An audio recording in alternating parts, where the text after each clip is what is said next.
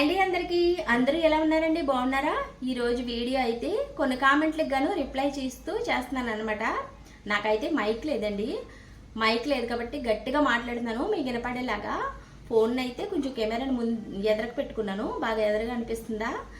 నేను blog channel చేసేదాన్ని కదా ఇంతకు ముందు. దానికైతే మైక్ కొనుక్కున్నాను, అదైతే పోయిందనమాట. ఇంక అప్పటి నుంచి మౌత్ దగ్గర ఇలా ఫోన్ పెట్టుకుని వాయిస్ ఇచ్చేసి వీడియోస్ అప్లోడ్ చేసేస్తానమాట. వ్లాగ్ వీడియోలైనా అలాగే టైలరింగ్ వీడియోలైనా అంతే.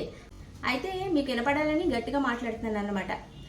అయితే ఈరోజు కామెంట్లకు కానీ ఒక వీడియో చేస్తున్నాను, కానీ దీనికంటే ముందు ఒక మంచి వీడియో చేద్దామని ప్లాన్ చేశాను. అదేంటంటే టైలరింగ్ కొత్తగా నేర్చుకుంటున్నప్పుడు మనకి ఎదురయ్యే సిచ్యువేషన్స్ ఏంటి, మనకి ఎలాంటి అవమానాలు ఫేస్ చేస్తాం. ఇప్పుడు చాలామంది మెషిన్ నేర్చుకుని చాలా నాకే ఎందుకు జరిగింది ఇలాగా, నేనే ఎందుకు కుట్టలేకపోతున్నాను ఫీల్ అవుతారు. కానీ కాదు, అందరి లైఫ్లోనూ జరుగుతుంది. నేర్చుకున్నప్పుడు మనకి ఎలాంటి అవమానాలు సిచ్యువేషన్స్ మనం కొత్తగా కుడుతున్నప్పుడు ఎదురవుతాయి అనేది నేను ఒక మోటివేషనల్ స్పీచ్ ఇద్దామనేసి ప్లాన్ చేశాను వీడియో. అయితే అనుకున్నదోటి అయ్యేదోటి అవుతుంది కదా, అలా అయిందన్నమాట. ఈ వీడియో చేస్తాను నేను అనుకోలేదు అసలు కామెంట్ల గురించి. అయితే మంచి కామెంట్లు పెట్టే వాళ్ళు ఉన్నారు, అలాగే ఒకరైతే చెడ్డగా కామెంట్ చేస్తున్నారు. వాళ్ళ గురించి కూడా చెప్తాను. ముందుగా మంచిగా కామెంట్ చేశారండి. మేము ఇలా బ్లౌజులు పంపిస్తాం కొరియర్ ద్వారా, మీరు స్టిచ్చింగ్ చేస్తారా అని అడిగారనమాట. అందరికీ చాలా థ్యాంక్స్ అండి. అయితే నాకు ఆన్లైన్ ద్వారా ఇలాగా స్టిచ్చింగ్ చేసే ఉద్దేశం అయితే ప్రస్తుతానికి లేదండి. నాకు ఉన్నప్పుడు తప్పకుండా ఇలా వీడియో చేసి పెడతాను. ఇంట్రెస్ట్ ఉన్న వాళ్ళు పంపిస్తారు, అప్పుడైతే స్టిచ్చింగ్ చేస్తాను. ఓకేనా? కొంతమంది సిస్టర్స్ అయితే ఎలా కామెంట్ చేస్తున్నారనమాట, లాంగ్ ఫ్రాకు అలాగే డ్రెస్ కటింగ్లు పెట్టండి అనేసి. ఆది కొలతలతోటి పెడతానండి, కొంచెం టైం అయితే పడుతుంది. అయితే బ్యాడ్గా కామెంట్ చేసిన ఒక ఆమనాలో ఒక ఆడవాళ్ళ మగవాళ్ళ తెలియదు అనమాట. పేరు ఊరి పేరు కూడా మెన్షన్ చేయలేదు, అలాగే వాళ్ళ ఫోటో కూడా మెన్షన్ చేయలేదు. అక్కడ వాళ్ళ ఛానల్లోకి అయితే ఒక వీడియో కూడా లేదనమాట.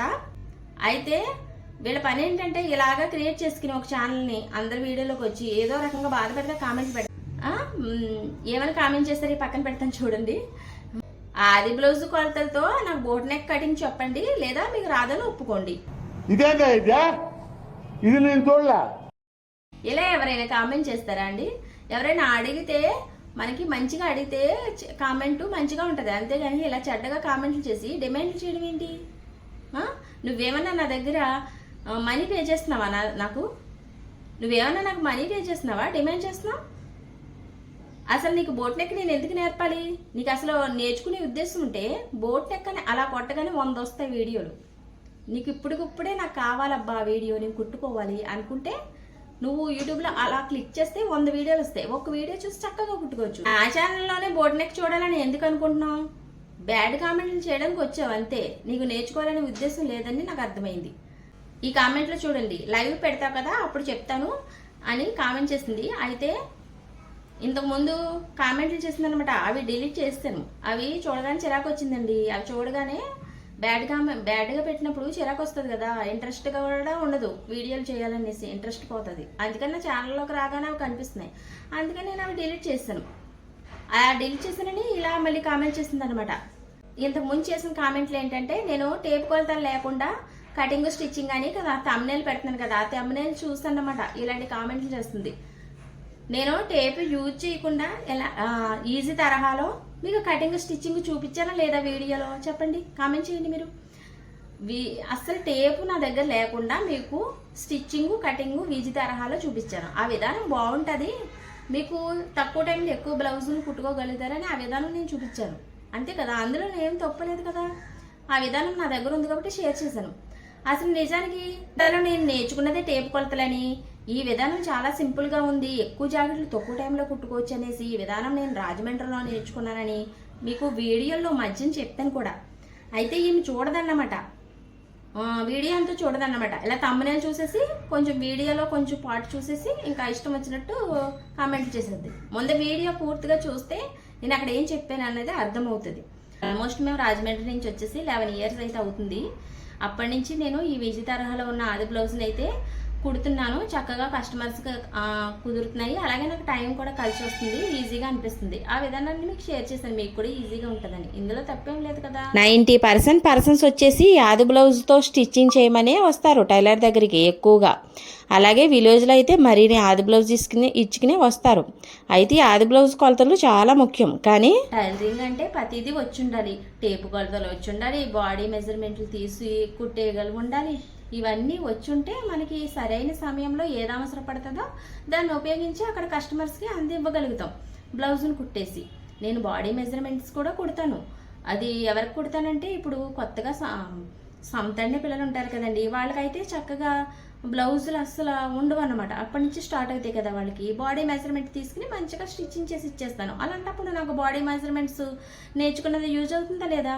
అలాగే కొంతమంది బ్లౌజ్ ఇస్తారు, కానీ నాకు చాలా కుదరలేదండి, బ్లౌజులు కుదిరిని మంచివి ఇవ్వండి అంటే అప్పుడు వాళ్ళ బ్లౌజ్ హైట్ని బట్టి అలాగే లూజ్ని బట్టి నేను ఈ షోలర్లో మార్కింగ్లు గట్టి చేసి చక్కగా వాళ్ళు కుదిరేలాగా మెజర్మెంట్ తీసి టేప్ కొలతలతో స్టిచ్చింగ్ చేసి ఇస్తాను. అలాంటప్పుడు టేప్ కొలతలు ఉపయోగపడతాయి. అలాగే చాలామందికి కుదిరిన బ్లౌజులు ఉంటాయి, అవి ఇచ్చుకుని వస్తారు ఆది బ్లౌజులు.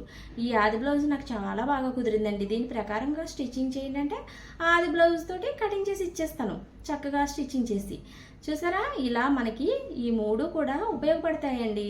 మనకు ఉపయోగపడినప్పుడు చక్కగా మన దగ్గర ఉన్న పనిని అలాగా చేసి ఇచ్చేయడమే కస్టమర్స్కి. అంతేగాని నేను ఇక్కడ టేపులు మంచివి కాదు, టేపు కొలతలు మంచివి కాదని నేను ఎక్కడా మెన్షన్ చేయలేదే. నేను టేపు కొలతలతోటే నేర్చుకున్నాను నా టైలరింగ్. అసలు నేను రాజమండ్రిలో మేము అద్దుకున్నప్పుడు మా పక్కన ఆవిడ చాలా మంచి పాపులర్ టైలర్ అనమాట. ఆవిడ రోజుకి ఎన్నో జాడులు కుడుతుంది.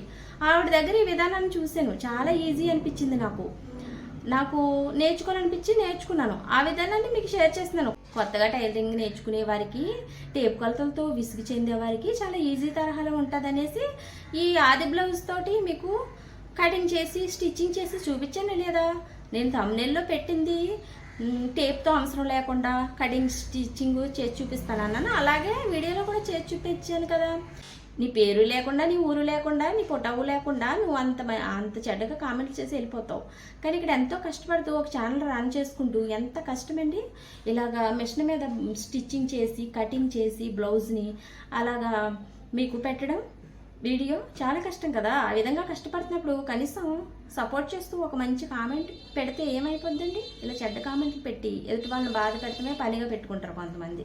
కొత్తగా టైలరింగ్ నేర్చుకుంటున్నారనుకోండి, వాళ్ళు కుట్టుకున్న బ్లౌజ్ సెట్ అయిందనుకోండి, వాళ్ళకి ఎంత ఆనందం వస్తుంది, అప్పుడు ఇంకా కుట్టాలని ఇంట్రెస్ట్ కలుగుతుంది. అలాంటప్పుడు విజయధారాహాలో నేర్చుకుని చక్కగా తర్వాత టేపు కొలతలని బాడీ మెజర్మెంట్స్ ఎవరైనా కామెంట్ చేశారనుకోండి, అది ఎలా ఉండాలి? ఎంత మంచిగా ఉండాలి, ఇతరులకు నచ్చి చక్కగా చెయ్యాలి, అలా ఉండాలి. అంతేగాని మనుషులు రెచ్చగొట్టేలాగా, మనుషులు బాధ పెట్టేలాగా ఉండకూడదు కామెంట్. బోర్డ్ నెక్ అనేది చాలా ఈజీ, మనం మామూలు కటింగ్ చేస్తాం కదా ఆ విధానమే అది. కాకపోతే మన ప్రిన్సెస్ కట్ షేప్ కటింగ్ చక్కగా నేర్చుకుని కుట్టుకోవాలి. అయితే ఇక్కడ క్రాస్ కటింగ్ అనేది, క్రాస్ బ్లౌజ్ అనేది అన్నిటికంటే కష్టం. క్రాస్ బ్లౌజ్ అనేది వచ్చిందంటే ఇంక అన్నీ వచ్చినట్టే పర్ఫెక్ట్గా. క్రాస్ బ్లౌజ్కి 66 ముక్కలు కట్ చేస్తాం. పట్టీ ముక్కలని, క్రాస్ బెల్ట్లని, ఇలాగా మేడ ముక్కలని, రకరకాల ముక్కలు కట్ చేసి అవన్నీ అతికి చక్కగా ఆ పర్సన్కి ఆ బ్లౌజ్ని సరిపెట్టగలుగుతాం. ఇది కష్టం అన్నమాట. క్రాస్ బ్లౌజ్ నేర్చుకోవాలి. క్రాస్ బ్లౌజ్ అనేది చక్కగా కుదిరిందంటే, చక్కగా వచ్చిందంటే ఆటోమేటిక్గా అన్నీ వస్తాయి. మిగతావన్నీ పెద్ద ఏం కష్టం కాదండి. ఫస్ట్ కొత్తగా నేర్చుకున్న వారు సులువైన పద్ధతి ద్వారా టైలరింగ్లో ముందుకెళ్ళాలనే విధానంతో నా దగ్గర ఉన్న టైలరింగ్ని మీకు ఈజీ తరహాలో షేర్ చేస్తున్నాను. టేపు కొలతలు కూడా చక్కగా నేర్చుకోండి, అవి కూడా పెడతాను తొందరలో. టేపు కొలతలు కూడా నాకు వచ్చని చెప్పాను, కాకపోతే తక్కువ టైంలో ఎక్కువ జాడులు కుట్టుకునే అవకాశం ఈ సులువైన పద్ధతిలో ఆది బ్లౌజ్ ద్వారా ఉంది. అలాగే విసుగు చెందిన వారికి టేపు కొలతలతో విసుగు చెంది టైలరింగ్ చేయకుండా మానేద్దాం అనుకునే వాళ్ళు కూడా ఉపయోగపడుతుంది కదా ఈ ఆది బ్లౌజ్ కొలతలతో అనేసి నేను షేర్ చేస్తున్నాను ఈ విధానాన్ని. అంతేగాని ఇలా డిమాండ్ చేస్తూ కామెంట్స్ చేసే వాళ్ళని ఏం చేయాలి చెప్పండి మీరు? అసలు ఒక్క వీడియో తీసి అప్లోడ్ చేయడం ఎంత కష్టమో వీళ్ళకి తెలియదు. అసలు కామెంట్ చేయడానికి మనకు సిద్ధంగా నేనున్నానని వచ్చేస్తారు, బ్యాడ్ కామెంట్ చేసి బాధపడతాకి. అసలు ఒక వీడియోని స్టిచ్చింగ్ చేసేటప్పుడు, కటింగ్ చేసేటప్పుడు అలా షూట్ చేసి మళ్ళీ వాటికి వాయిస్ ఇచ్చి అలా పెట్టడం అంటే ఎంత కష్టమో పని. నేను ఒక బ్లౌజ్ని అయితే లైనింగ్ బ్లౌజ్ని అరగంటలో కుట్టేస్తాను, అలాంటిది నాకు 1.5 2 గంటలు కూడా పట్టేస్తుంది ఇప్పుడు. ఎందుకని? వీడియోని షూట్ చేసేటప్పుడు మరి కెమెరాని ఎలా పెట్టుకోవడం, అలా చూపించడం, వీటిలో అన్నిట్లో టైం పట్టేస్తుంది ఎక్కువ. టైం అనేది ఎంత విలువైంది మరి టైలరింగ్ చేసే వాళ్ళకి చెప్పండి. మరి ఇంత కష్టపడి వీడియోలు పెడుతుంటే ఇంత బ్యాడ్గా కామెంట్లు చేస్తే ఎలా ఉంటుందండి చెప్పండి. ఈరోజైతే నేను షాపింగ్ బయటకు వెళ్ళాను అనమాట, దారపురీలు అవి కొనుక్కుంటాననేసి. ఇంకా వచ్చాక ఈ వీడియో చేసి పెట్టాను అనమాట. ఎలా అనిపించింది ఈ వీడియో మర్చిపోకుండా కామెంట్ అయితే చేయండి. ఉంటానండి, బాయ్ బాయ్.